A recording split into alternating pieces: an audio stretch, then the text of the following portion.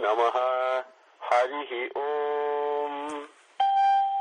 Gananam Tva Ganapatigum Havamahe Kavim Kavinam Upamatravastavam Jeshtarajam Brahmanam Brahmanaspata Anasrinvan Utihitsida Sadhanam Prano Devi Saraswati Vaje Bhirvajinivati Dhinama Vitrayavatu Ganesaya Namaha Saraswatyai Namaha Shri Gurubhyo Namaha Harihi Om. Shuklam Baradharam Vishnum Sasivarnam Chaturbhujam Prasannapadanam Dhyayet Sarva Vignopasantaye Yasyadvirada Vaktradhya Parishadhya Parasvatam Vignam Nighanti Satatam Vishvaksenam Tamasraye Gurur Brahma Gurur Vishnu Gurur Devo Maheswaraha Guru Sakshat Parabrahma Tasmai Shri Gurave Namaha. Vasudeva Sutam Devam Kamsachanuramardanam Devaki Paramanandam Krishnam Bande Jagadgurum. Yesterday we had come up to 30, Slokam number 30. Apare Niyata, I think we finished Niyata Haraha Pranan Praneshu Jukpati, right? Or we come up to Prana, I think we came up to 30. We finished 30, I think. And Bhagavan is giving different things that we all do as part of our normal life, and he's pointing it out as mentioned, so that it's a very important sense of awareness that must come, that we are really not doing things, but we are actually sacrificing, right? You're doing yajnam. In everything we do, it's associated with yajnam. Whether we recognize it or not, whether we are aware of it or not, yajnam is what is taking place.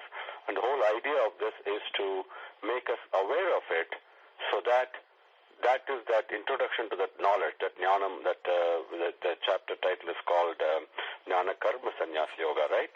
So that doing that karma, the Adhyayam 3 talked about, Karma Yoga talked about work, and what exactly is work, what is happening and all that. Now he's talking about with what awareness and what attitude we should do our work. And he's talking about you must have the knowledge and the awareness to offer it as yajnam, as sanyasam, right? Yajnam means putting it in the right at the feet of the lotus feet. On the next adhyayam, he's going to talk more about that sanyasam. So that is how beautifully it goes like a nice garland, okay? Each point is explained in considerable detail as we go through, okay? Now, 429, the example that Swami gives is some offer the outgoing breath in the incoming breath and the incoming breath in the outgoing breath. Some others do sacrifice by stopping the inward and outward movements of breathing and worship breath control. So the moment, as we discussed yesterday, the moment you start looking at your exhaling, then you automatically pay attention to the inhaling that comes in. So you see how the exhaling gets dissolved into the inhaling, and the inhaling gets dissolved into the exhaling, etc. So it's a beautiful experience. And Slokam was Apane Jukvati Pranam Prane Panam Tatha Pare Prana Panagati Ruddha Pranayama Parayanaha. Okay, now Slokam number 30. Overall meaning is, some others, controlling their intake of food and eating minimally, do sacrifice by offering their life forces into the life forces themselves. All these people do know what sacrifice, what yajnam is. Their bad tendencies are blunted by these acts of yajna, of these sacrifice. The moment you start paying attention to what exactly is happening, the moment you become aware of the yajnam that is manifold, that is happening in manifold ways, every kshanam of our living, then automatically our tendencies start getting purified, right? So that is what he is talking about. Number 30, apare niyataharaha pranan praneshu juhvati sarve pyete yajna vido yajna kshapita kalmashaha. Apare niyataharaha Pranan praneshu jugvati. Sarve pyete yajna vido yajna chapita kalmashaha. The words are apare niyataharaha pranan praneshu jughvati. Sarve api yete yajna vidaha yajna chapita kalmashaha. Apare, you know the meaning by now. It means yet others, some others, right? Niyataharaha, controlling the amount of food that you take. So some of us are quite disciplined in the amount of food that we take, and by doing that, you become actually more aware of the life force within you. And by doing that, becoming aware of that, you're actually beginning to offer. The moment you become aware of the life force within you, automatically you start offering things to it. That's the beauty of it. So, niyata aharaha, controlling the amount of food, pranan, all the prana vayus that we talked about, the 5 types of vayus, right? Praneshu, they jukvati, they look at the exhaling breath, gets dissolved as part of offering. Inhaling breath becomes offering. And then when you inhale and the vyanan, the one that is pervasive all through your body, that also becomes an offering. So that feeling you start getting that. Then, sarve api ete, all these people that we spoke about so far, that Swami talked about so far, all these people, yajna vitaha, understanding, becoming aware, not necessarily even understanding, which means to know, right? And knowledge comes only from personal experience. And the moment you become aware of it, automatically there's a knowledge sets in. So yajna vitaha, aware and beginning to know this yajnam that is ever present. What happens to them? Yajna chapita kalmashaha. Because of that awareness, because of that knowing of the sacrifice, the yajnam that is taking place, they automatically become purified. They become pure, right? That's the meaning of that. Apare niyataharaha pranan praneshu jukvati sarve pyete yajna vido yajna chapita kalmashaha. Apare niyataharaha pranan praneshu jukvati sarve pyete yajna vidaha yajna chapita kalmashaha. Slokam number 31. And overall meaning, Bhagavan says, "O the illustrious one from the Kuru lineage, Kuru Sattama," he addresses Arjuna like that. "Those who partake the remnants of sacrifice achieve the eternal Brahman itself. Without sacrifice, even without yajnam, even this world cannot be had. How then can other worlds be attained?" So he's asking. It's not only when he talks about partaking the remnants of sacrifice, it is not only going to a yagam and offering things from the yagam and then partaking the food that through our mouth. It is everything. The moment you start concentrating on the sound that comes through your ears and offering that to Bhagavan, or focusing on your the various pranana, various vayus, all the actions that you do, the thought that you have, speech that you make, everything, moment you understand how it is connected, inseparable from the yajnam, and start focusing on the yajnam part of it, automatically the very act of doing that takes you closer to Brahman. That is the practical meaning of it. The slokam is, "Yajna sishtha mruta bhujo yanti brahma sanatanam nayam lokosya yajnasya kutonyah kurusattama yajna sishtha mruta bhujo yanti brahma sanatanam nayam lokosya yajnasya kutonyah kurusattama." The words are Yajna Kurusattama, we spoke about it. Let's begin in the beginning. Yajna Sishtha Amruta Bhujaha. Yajna Sishtha Amruta Bhujaha. Next one is Yanti Brahma Sanatanam Na Ayam Lokaha Astya Yajnasya Kutha Anyaha Kurusattama. Those are the words, Padangal, and going through the meaning. Now, Kurusattama, the exalted member of the Kuru lineage. Okay? Yajna Seshtha Amrita Bhujaha. After doing yajna means yajna is already taking place by itself. But the moment I become aware of it, that's the important thing. Then once I become aware of it, whatever is a residual effect of that, and bhujaha, partaking that, whether it could be my hearing, my seeing, my eating, my doing, my speaking, it doesn't matter. Whatever it is that I partake, with that awareness, the moment I become aware of it, the residual partaking is not the residual, the subsequent partaking. So that one, what happens to them? Brahma Sanatanam. Sanatana means eternal. Brahman, Brahman. Brahman means most expansive, right? And Yanti, that stage, Yanti, they attain, they reach. Then next one is Na Ayam Lokostya Ayajnasya Kutaha Anyaha. So Ayajnasya, that means one who's not aware, one who's not aware of the yajnam that is constantly taking place, instead focuses only, for example, only on the action, okay, not on the sacrifice associated with that. That person, I am lokaha, I am this lokaha in this world, nasti, there is this world is not for them. Anyaha, that means the other world also, even this world itself is not available, the pleasures of this world itself is not available. Anyaha, the other lokam, paralokam, kutaha, how is it possible, where is it going to come from? That's what he says. If you look at the overall meaning,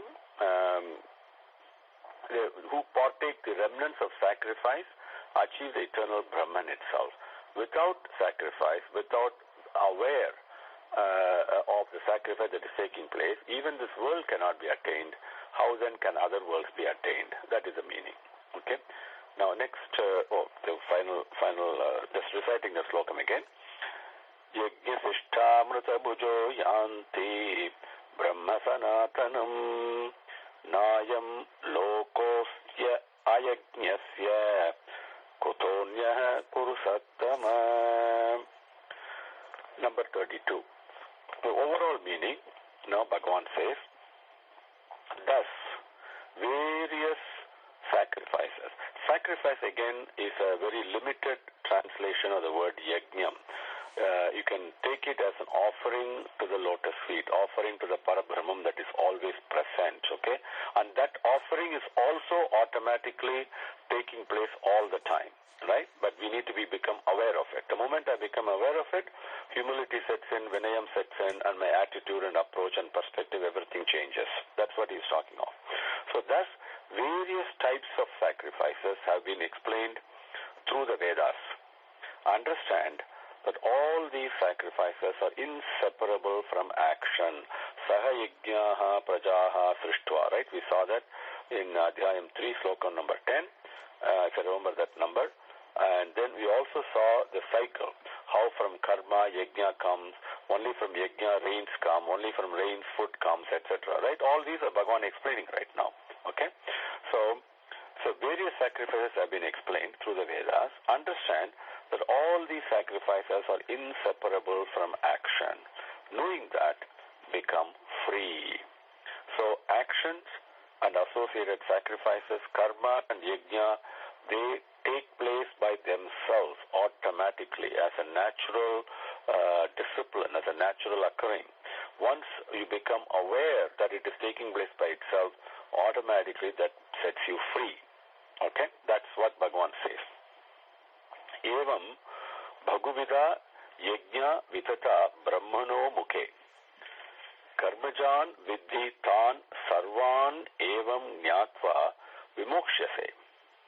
Evam Bhagavida Yajna Vitata Brahmano Mukhe Karmajan Vidhi Tan Sarvan Evam Jnatva Vimokshase. Padangal words are Evam Bhagavida Yajna Vitata Brahmanaha Mukhe Karmajan Vidhi Tan sarvan evam nyatva vimokshase. So, Brahman, one of the words for Vedam is also Brahman. When you say Brahmanam and all that, that also denotes Vedam. Mukhe, Mukham does not mean face. Mukham means mouth. Actually, one meaning of Mukha is mouth. So the Vedas speak from the mouth of the Vedas. Brahmano Mukhe, Evam das Bhaguvidaha in various ways. Okay? Yajnaha, the various yajnangal, vitataha have been described, have been illustrated. So, Tan Sarvan, all of them, Karmajan, very important. Cha means to take birth. Karmajan, to be born from karma. That means associated with the moment you do an action, along with that comes, it's already taken birth, which is what? Yajnam. Karmajan Vidhi. Tan Sarvan, Karmajan Vidhi. Vidhi means to know. All of them know to be born associated with, inseparable from karma. Evam, thus, Nyatva, knowing, Vimokshase, get free, be freed. Okay? From the bondage. Of that the moment you look at it that way, automatically your ego becomes less. Okay?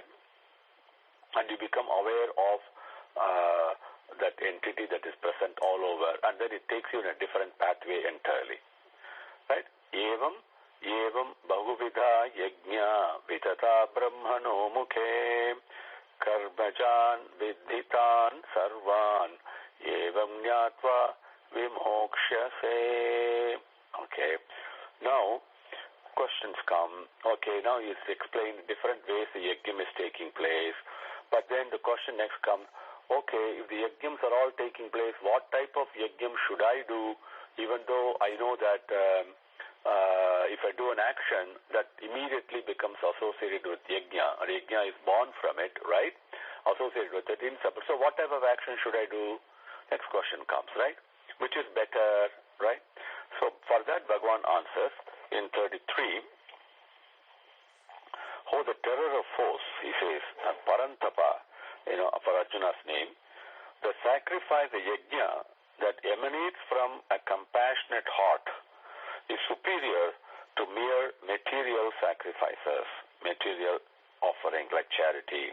You see, Partha, all the actions in this world find their fulfillment in this wisdom, in this expansive and compassionate heart. That is the jnanam that he is talking of. When we said, Brahmarpanam, Brahmahavi, Brahmagnau, Brahmanahutam, we saw that, right? Now, that is where all the arpanams, all the yajnas go. But how is that taking place? Through compassionate heart. Expansive and compassionate heart. This is the wisdom that Bhagavan is talking about. When we talk of Jnana Yoga and all that, it all distills down to this particular point. Okay? So Bhagavan says now, explains. Let's go through Slokam number 33. Sreyan dravya mayad yajnat jnana yajnah parantapa sarvam karma kilam partha jnane parisamapyate. Sreyan dravya mayat yajnat jnana yajnah parantapa sarvam karma akilam partha jnane parisamapyate. Now, the words are Sreyan, Dravyamayat, Yajnat, Jnana Yajnah, Parantapa, Sarvam Karma Akilam, Partha, Jnane Parisamapyate. Parisamapyate means to get fulfillment. Okay, very important. Samapti, we say, right?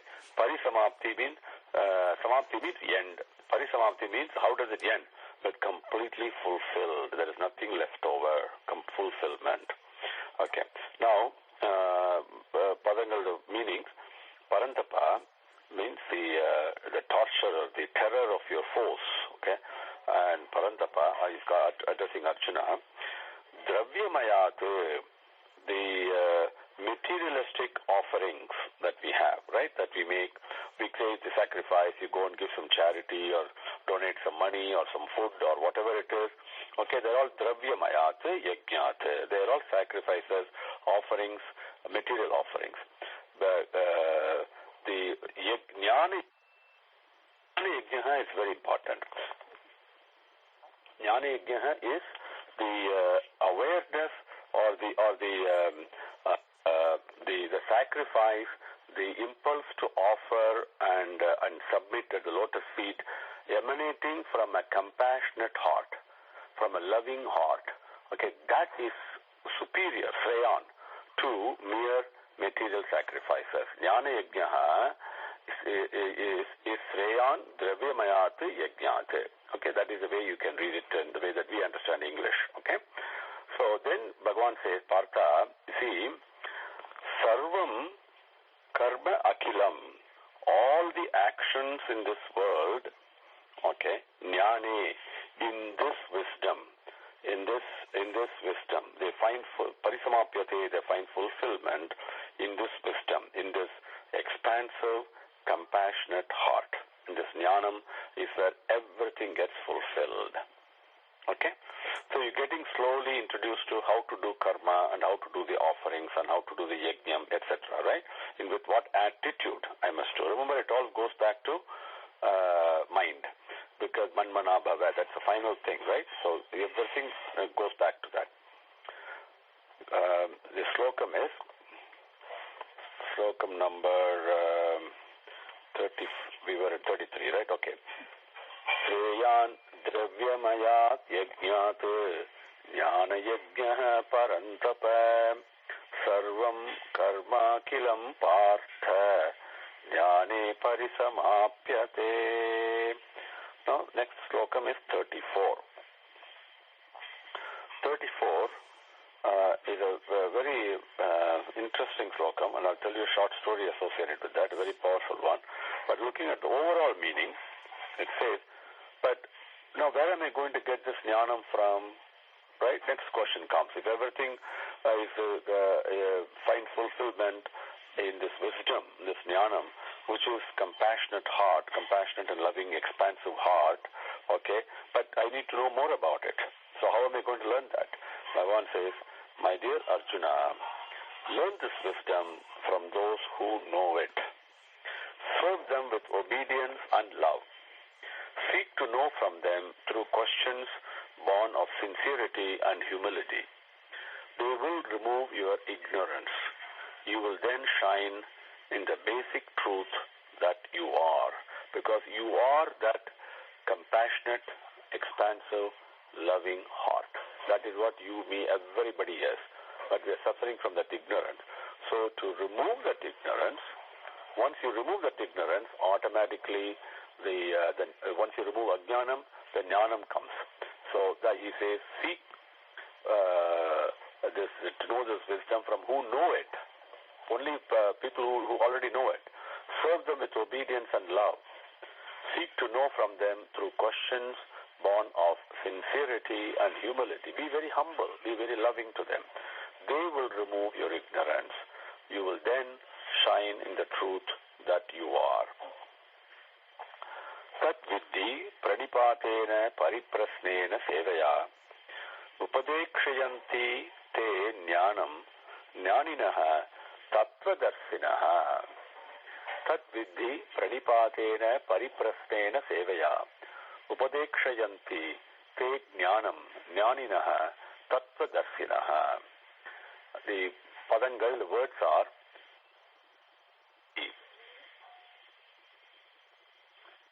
pranipatena pariprasnena sevaya upadekshayanti te jnanam jnaninaha tattvadarshinaha. Now, what happened? Let me first give you the superficial meaning. And then I'll tell you a beautiful teaching on that, associated with that, and then with that we will conclude for today. Okay? Pranipatena means being obedient. Okay? Submitting yourself to. Pariprasnena, asking questions. Okay? Sevaya, providing service, serving. With all this, that knowledge, that jnanam, vidhi, know, learn it. Okay, know it. Tattva darsinaha, the people who know tattvam darsina. Tattva means tat from asi, right? That knowledge, that awareness, darsinaha, who have experienced it. That's the literal translation of tattva darsinaha. Those jnanis, te, to you, jnanam, this wisdom, upadekshayanti, they will teach you. That is the surfacial meaning that you can read from these various words. So once what happened was in Shirdi Sai Baba's court, as they were sitting there, and two of his devotees, who were very scholarly and who were reading all these various scriptures and all that, and they thought that Shirdi Baba really, he's just a mendicant and really hasn't read anything, so he may not know anything. So they were sitting in front of him and they were discussing something. And in fact, even before coming there, they were in the room, they were discussing this particular slokam. They were reading Bhagavad Gita, discussing this particular slokam. And so they couldn't really understand it. They could not understand it because too much scholarship actually becomes a hindrance. So in his presence also, they were talking among themselves to see what would be the meaning of this slokam, word by word, and all this thing, right? And the more attention you give to words rather than the meaning, the more confusion it becomes. So you must always look for the meaning of what he says, not the words. And so the Baba asked them, hey, what is it that you're talking among yourselves? What is it? And then they didn't want to tell him because they thought Baba really did not know Gita and all that, right? So they said, no, Swami, we're just discussing a slokam in Bhagavad Gita. And he said, what is a slokam? Tell me. And then they said, tat vidhi pranipatena paripraslena sevaya padekshayanti te jnanam jnaninaha sattva-darsanaha. Oh, I see. What does it mean? It means, you serve your teacher with, be humble to him and serve him and ask questions and learn the knowledge, and then they will teach you wisdom. Oh, I see. And then Baba asked him, okay, give me word by word meaning. And then they said tat vidhi, that no problem. No, that no, okay. Pranipatena. Pranipatena means being humble and to this. I said, okay, but is it the normal type of humility, normal type of being humble? What does it mean? He asked more questions. You think? Then they said, no, they talked about it. They really did not know. Then Bhagavan explained, the pranipatena is a humility that is born out of vinayam. Okay? The first qualification you need, as we discussed early on, right in the very first class, if I remember right, is humility. In English we say, Sanskrit, it is vinayam. Vinayam is the most important. When you have vinayam, automatically you become humble, you submit yourself, you are obedient, and you listen very, very well. That vinayam is what is denoted here. Okay, remember that. So with vinayam, then he said, okay, what is the next word? Pariprasnena. So what does it mean? Pariprasnena means? Oh, it means asking questions. Then Swami asked, okay, what does prasnena means? Oh, prasnena means asking questions also. So why is it said pariprasnena? You think Vyasa is a fool? This is Swami Baba asked him. And Vyasa is a fool that he put the word pariprasnena. What does it mean? And they scratched their heads. They really did not know. Why?